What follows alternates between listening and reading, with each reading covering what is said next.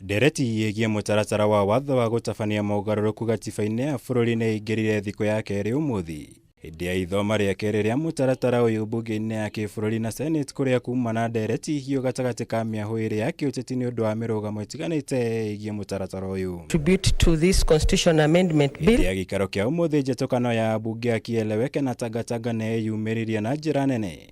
Guku akieleweke magitetera mutaratara uyu riri na watagataga makumenagiriria makiuga ndurarehe uguni o wothe kuri bururi. We agreed unanimously that in this process a referendum is a must, and this document must be taken to the people in a referendum. That is agreed. Mr. Speaker, we also agreed that public participation is not perfunctory. It is not salutary. It is substantive. We are doing it for a purpose, and we must also understand where we are coming from.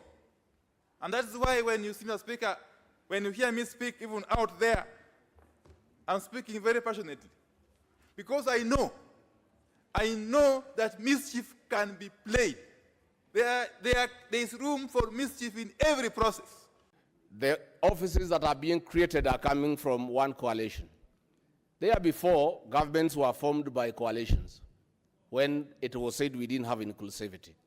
I don't know how these new positions coming from one side of the coalition will address inclusivity.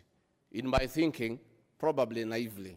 Bunge-ini ya Senate na kwa uteti uyu ni wiyumiririe na njira nene gatagati ka ateti ya miahu ino iri. Kuria Senator Irungu Kang'ata uria urari umwe wa memba kamiti ya watho iria iramurikaga mutaratara uyu andikiire speaker akienda kweheria kirore giake gia gukindira BBI. Akiuga ni akuranite ati kuhituka kwa mutaratara uyu gugukorwo na ngarama nene kuri ya Kenya. Riria runake akieleweke mamihuriire ndebeta gukorwo na kihonia kia mathina maria makoretwo magomeire bururi kwa ihinda iraya. I think we need to concentrate as a country on issues that bedevil us.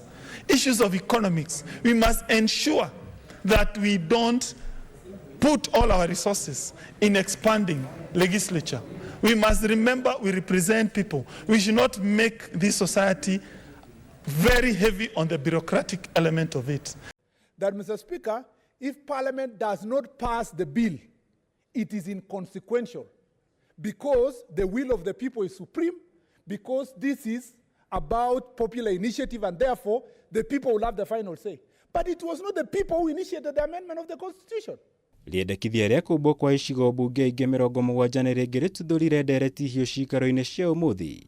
Kurumirira riboti ya kamiti ya hamwe ya watho na kihoto kuuga ni mugaro na watho kuona kamiti ya mihaka na ithurano IEBC no yeri na wigiriki wa gucenjia mihaka ya icigo ici. So what IEBC told us, Mr. Speaker, is that what is provided in this second schedule, which gives them a period of 6 months to undertake that process, is not practically possible. The committee arrived at a finding, which is in this report, that the second schedule that proposes to allocate constituencies to 28 counties and leave out 19 is unconstitutional. Kiumia giukite bunge ici ciari ni itanyitwo guikiria kura mutaratara uyu kuhitukia kana kuhagura. Mbere ya utumitwo kuri President Kenyatta uria ukamenyithia kamiti ya IEBC itabanie kura ya mawoni. Mr. Speaker, for this Reporter Kameme TV, Jitagwo Mwaura, Wagunya.